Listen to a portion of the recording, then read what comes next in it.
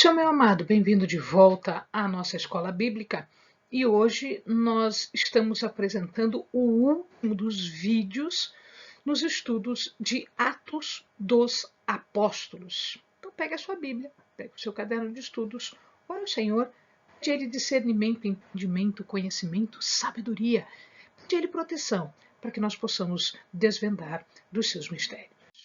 Muito bem, então Paulo está pronto.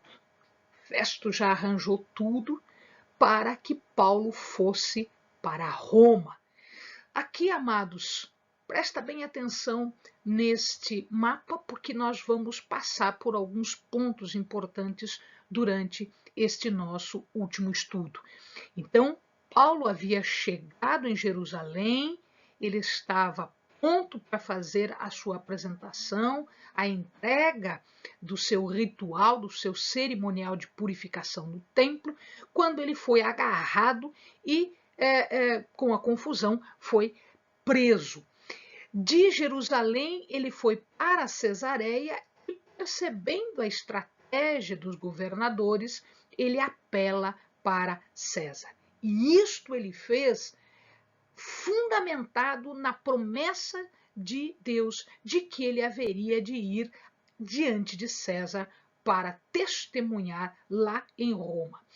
Então, esta última viagem, a última parte do livro de Atos, vai contar a história de Paulo saindo de Cesareia, passando por Sidom, contornando a ilha de Chipre, que a primeira viagem ele parou lá, foi a primeira parada dele.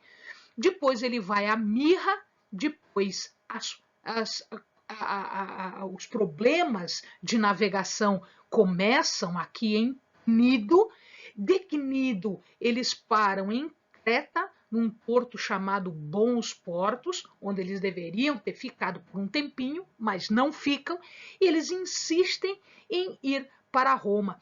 E aqui o que acontece é um vento contrário, eles se perdem no mar, quase vão a pique, e eles vão parar numa ilha chamada Malta, uma ilha pequenininha chamada Malta, e lá eles acabam sendo náufragos e se salvam milagrosamente nesta ilha. Dali a algum tempo eles saem para Siracusa, passam por Régio e desembarcam em Puteoli, que é o principal porto daquela época. Hoje nós temos outros portos, mas Puteoli era o principal porto daquela época. E dali eles seguem via a pé, ou seja, andando ou a cavalo, né? Coisa que o valha, eles seguem para Roma propriamente dito. A última viagem de Paulo, Paulo não sobrevive depois disso, ou seja, ele não vai a lugar nenhum, ele acaba morrendo em Roma. Vamos ver como é que isso aconteceu? Bom, Paulo então saiu de Cesareia e a primeira parada dele é num porto chamado Sidom.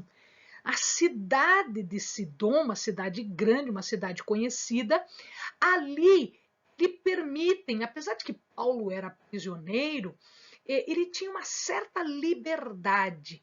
E então lhe é permitido visitar alguns amigos que pertencem a uma igreja cristã. E ali ele vai receber alguma ajuda. Os comentaristas entendem que esta ajuda que ele recebe é, na verdade, ajuda de custo, ajuda para a viagem dele, porque, como ele era prisioneiro, algumas coisas lhe eram dadas limitado como prisioneiro, mas algumas coisas de necessidade pessoal, então, estas pessoas acabam fornecendo para Paulo. Junto com Paulo, não está escrito aqui, mas os comentaristas dizem que junto com Paulo haviam outras pessoas que aproveitaram a viagem, que não estavam indo presos, mas que estavam indo com Paulo. Nós já vimos na imagem, no mapinha, que o navio então sai de Sidom e ele não para em Quinidos, ele dá a volta em Quinidos, ele contorna a ilha de Chipre, eu falei Quinidos, está errado. Ele contorna a ilha de Chipre e ele vai até o continente num porto chamado Mirra. Ali ele já começa a ter dificuldades. Por quê? Naquela época, vejam que os navios não eram assim como os navios de hoje. Mesmo os navios de hoje, às vezes eles sentem alguma dificuldade em navegar por conta do tempo. Então, as marés, ventos, enfim, estas manifestações todas, às vezes dificultam a viagem por mar ou por navio, no caso. Tá? Então aqui ele já estava tendo dificuldade porque se aproximava a época do inverno e eles não costumavam navegar no inverno porque os navios não tinham tantos equipamentos, tanta tecnologia para poder enfrentar o mar no inverno. Mas de qualquer forma, eles foram adiante. Eles passam em Cnido e a dificuldade está aumentando. E aí eles chegam às duras penas na ilha de Creta. E na ilha de Creta tem um porto chamado Bons Portos, que é a salvação de muitos navegadores. Neste momento, Paulo adverte que não é uma boa ideia continuar, que eles deveriam ficar ali um tempo necessário para que se tivesse condições de navegação. Mas o comandante do barco não dá ouvidos e, na verdade, eles estavam louquinhos para deixar Paulo lá e se desvencilhar do problema, porque era uma responsabilidade grande. Então, eles não dão ouvidos, eles não querem saber daquilo que Paulo está dizendo. Só que o que Paulo está dizendo já vinha aviso do Senhor de que eles haveriam de passar por necessidades. Eles vão adiante. Indo adiante, um vento contrário atinge o navio. Então, o navio é atingido por um tufão, né? O Euroaguilhão, que era um vento que vinha do continente e fazia com que o navio, não tinha muita tecnologia, não tinha forças para isso, acabasse se perdendo. Ele sai da trilha, ele sai do caminho e eles, em verdade, não sabem onde estão. Então, a tempestade era imensa, eles não enxergavam nada, eles não tinham equipamentos para saber onde eles estavam perdidos no meio do mar.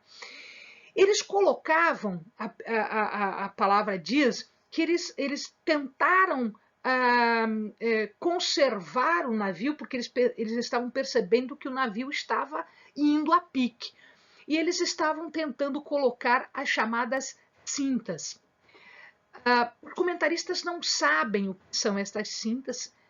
Imagina-se que sejam amarrações para que o navio não se despedaçasse, não se soltasse, mas de qualquer maneira a palavra diz que eles estavam a ponto de serem arremessados e serem destruídos, inclusive tudo dentro do navio ser destruído.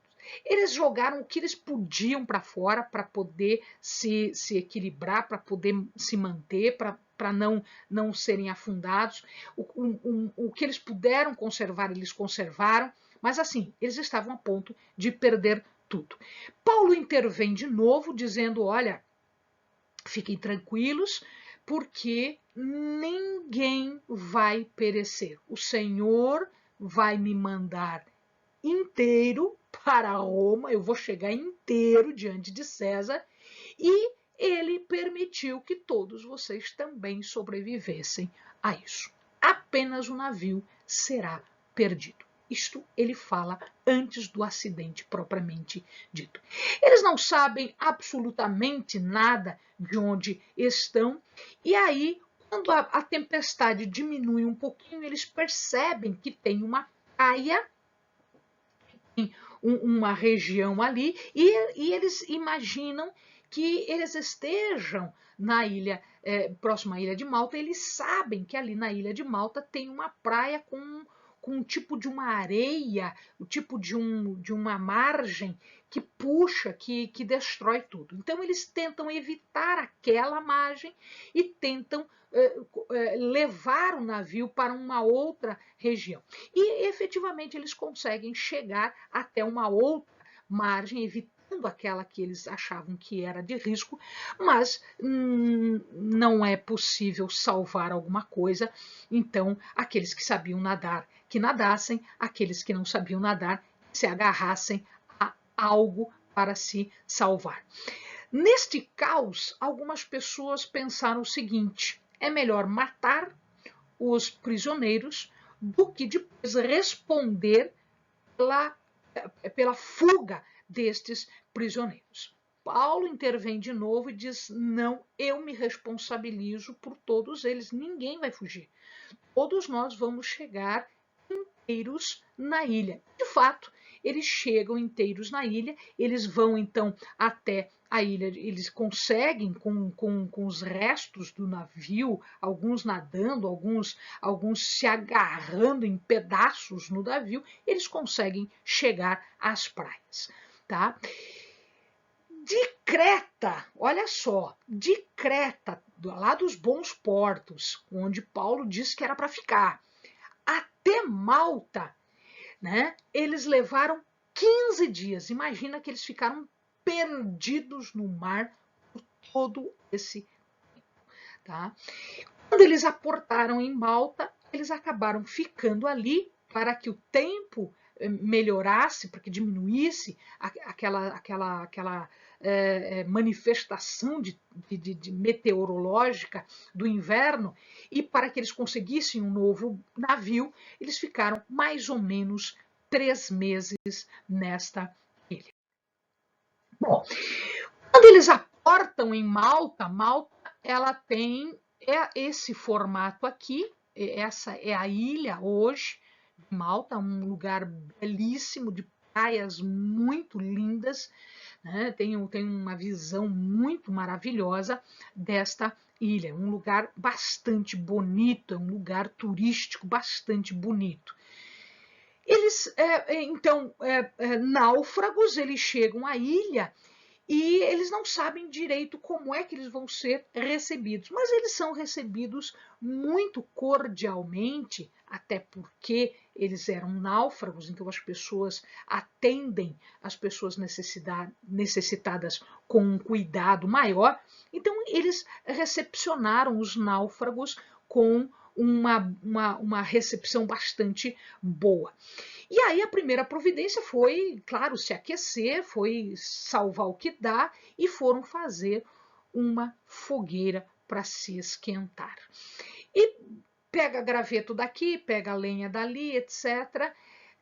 E Paulo, quando vai jogar um punhado de gravetos, né, alguns gravetos no fogo, um dos gravetos não é graveto, um dos gravetos é uma víbora, é uma cobra peçonhenta.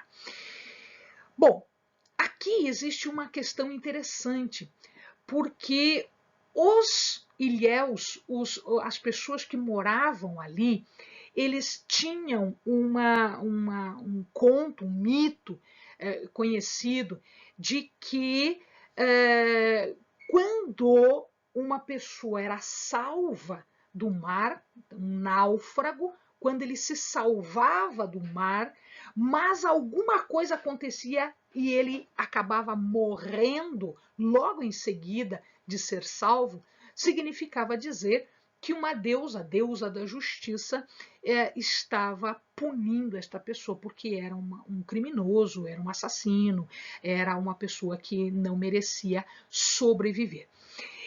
Quando eles viram que Paulo não morreu no naufrágio, mas foi picado por uma víbora, eles estavam só olhando Paulo, esperando Paulo inchar, Paulo morrer, Paulo ter os problemas todos vindos de uma picada de cobra peçonhenta, e nada disso acontecer.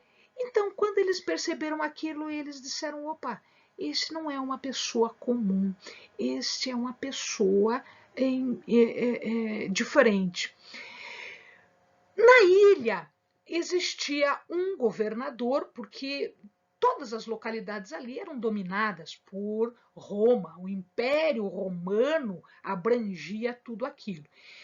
E aí Roma, quando dominava tudo isso, ele deixava algumas pessoas que eram pessoas representantes de Roma naquele local. Então, eles eram mandados de Roma. A mesma coisa acontecia em Malta, existia um chamado governador ali, determinado por Roma, pelo Império Romano, de nome Públio. E então esse governador trouxe para a sua propriedade os náufragos, acolheu todo mundo, enfim, etc. Até muito provavelmente pela história que ele tinha ouvido falar de Paulo. E naquele dia que Paulo chega, o pai de Públio estava doente. E então Paulo ora pelo pai de Públio e este é curado imediatamente. A mesma coisa acontecia com todos os residentes daquela ilha. Os ilhéus doentes vinham até Paulo e eram curados por Paulo. Uma coisa interessante aqui é que nós não vemos algo que é típico de Paulo. O que é típico de Paulo? O amado já percebeu. Toda oportunidade que Paulo tinha, Paulo pregava.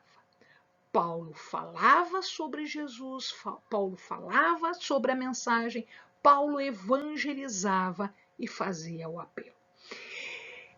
Nós não sabemos se Paulo faz isso ou não. Nós não sabemos. Nós não sabemos porque Paulo sempre aproveitou essas oportunidades. Paulo, inclusive, buscava isso. Posso falar? Posso falar? Posso falar? E ele falava, ele pregava. Toda oportunidade, ele não desperdiçava a oportunidade, amados. Não desperdiçar oportunidade. Paulo não desperdiçava.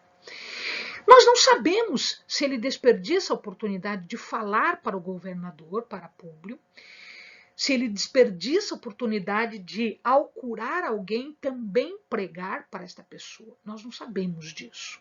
Não nos é contado.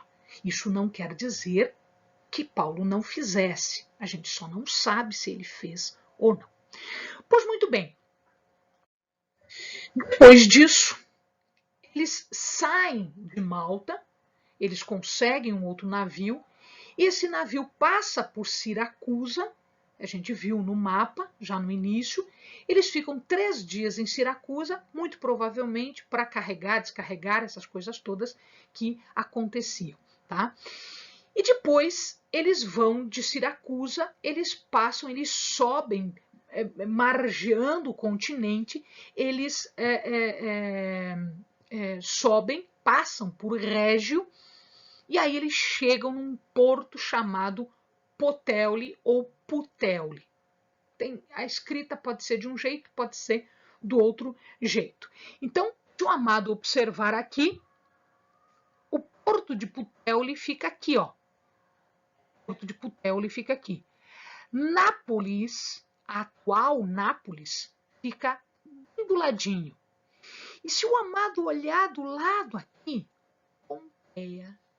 Pompeia que foi destruída pelo vulcão, tá? Então, Pompeia está aqui, né? Nápoles aqui e Puteoli aqui.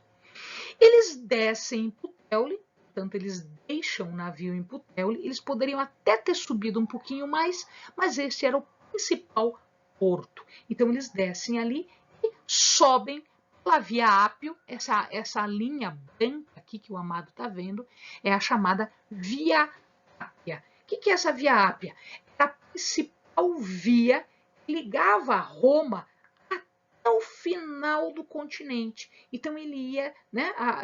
Ali a Itália tem uma forma de uma bota, né? Então pegava de Roma, saía de Roma e era uma via super importante que ligava as principais cidades até o final da bota, até o final do continente. E eles vão subindo, então, e ao subir eles encontram, né, muito provavelmente os cristãos já tinham ouvido falar que Paulo estava chegando, então eles encontram um grupo aqui, ó, nessa bolinha amarela, aqui é onde ficava mais ou menos, que a gente acha que ficava mais ou menos aqui a Praça de Apio. Essa Praça de Apio ela ainda existe, só não temos um mapa com ela aqui, então a gente mais ou menos coloca nesta localidade. E um pouquinho mais para frente, Três Vendas, aqui, Três Vendas, e logo em seguida nós chegamos em Roma. Uma do ladinho da outra, né? Uma parte do ladinho da outra. Então eles vão subindo. Aqui eles encontram um grupo de cristãos na Praça de Apio e um outro grupo de cristãos nas Três Vendas. Isso tudo em cima da Via Ápia, que é a principal via de comunicação, de acesso, de viagens da Itália. Né? Bom, em Roma, Paulo fica por sua própria conta. Aqui, amados, nós temos uma maquete, eles montaram uma maquete do que era Roma naquela época. Então, os principais prédios públicos, vocês estão vendo aqui os prédios públicos, esse grandão aqui é o Coliseu, então nós temos aqui o Fórum Romano, nós temos aqui o local onde os magistrados se encontravam, o Palácio Real, ou seja, então esta era a área principal, né, os templos, os grandes templos, esta era a área principal onde a vida romana acontecia. Essa era a capital. Existiam muitas pessoas moravam ali e o cristianismo já havia chegado em Roma muito tempo atrás, há muito tempo atrás. Quando Paulo chega em Roma, ele demora um tempo para ser admitido à presença de César, para ser julgado, né, por César, conforme ele havia pedido. Nesse meio tempo, em vez de ele ficar encarcerado, em vez de ele ficar preso num determinado cárcere, numa prisão, lhe é permitido morar por sua conta, isto é, ele alugou uma casa e ele vivia ali. Claro, cercado de soldados, sob vigilância, mas ele tinha uma certa liberdade porque ele podia receber visitas.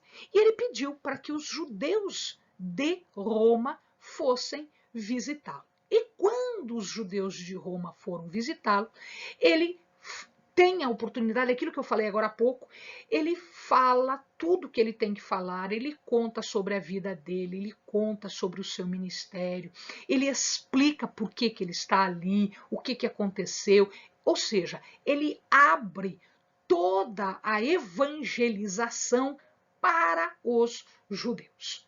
Tá? Então, ele expõe sobre a mensagem de Jesus, sobre o próprio Jesus, aquilo que foi profetizado, aquilo que foi realizado, a Jesus ressurreto, a obra de Jesus, a salvação de Jesus. E ele, então, faz o apelo. E nesta oportunidade, como em todas as outras oportunidades, alguns são tocados por aquilo que Paulo fala. Nós não temos notícia, a Bíblia não fala que Paulo converteu alguém. Paulo não teve este ministério em Roma, porque já haviam cristãos lá. Inclusive, os cristãos já estavam sendo perseguidos. A principal era de perseguição com Nero estava para acontecer, né? Então, eles já estavam ali, já estavam disseminados. Paulo não teve esse ministério, não foi por Paulo. Foram outras pessoas que fizeram isso. 2 anos depois dele chegar, ele morre. Ele acaba morrendo. Nós não sabemos, porque a palavra não conta, É a tradição que fala algumas coisas, as histórias são contadas, mas a palavra não diz se ele morreu por conta desse julgamento, se ele foi à presença de César e César condenou à morte, ou se ele foi liberto, depois preso de novo, porque existe uma prisão específica, inclusive lugares que falam sobre a prisão de Paulo, e depois a morte de Paulo. Muita gente fala que Paulo morre durante a grande perseguição, porque houve um momento de grande perseguição, principalmente pelo imperador Nero, né? Ele acaba condenando à morte muitos cristãos pelo simples fato de serem cristãos. Então a gente não sabe o fim de Paulo, se foi por isso, se foi por aquilo, se ele foi solto e preso depois, e aí então condenado, ou se ele foi condenado já como resultado desta prisão que a gente acabou de estudar. Tá? Nisso nós não temos certeza. A mensagem central, a mensagem principal do livro de Atos está aqui colocada. Né? Disse ao povo de Deus que por muito que venha ouvir e ver, nunca entenderá nem perceberá o que Deus lhe diz. Os judeus eram duros, seu coração endurecido. É um povo surdo, é um povo cego, por ter medo da palavra de Deus. Sua palavra traz a revelação do pecado, e isso é difícil de escutar, é difícil de aceitar, porque deliberadamente recusaram a palavra, já não são capazes mais de recebê-la, não são capazes mais de entendê-la, deixando o caminho da salvação aberto aos gentios. Tanto isto é, que na palavra de Deus eu quero citar alguns versículos para a gente fechar este estudo de Atos. Capítulo 28, versículo 26 e seguintes diz assim, segundo o profeta Isaías: vai a este povo e dize, ouvindo, ouvireis, e de maneira nenhuma entendereis. Vendo, vereis, e de maneira nenhuma percebereis. Pois o coração deste povo está endurecido, com os ouvidos ouviram pesadamente e fecharam os olhos, para que jamais vejam com os olhos, nem ouçam com os ouvidos, nem entendam com o coração e se convertam e eu os cure. Agora preste atenção, meu amado. Portanto, quero que saibais que esta salvação de Deus é enviada aos gentios e eles a ouvirão. Amém, meu amado. Bons estudos.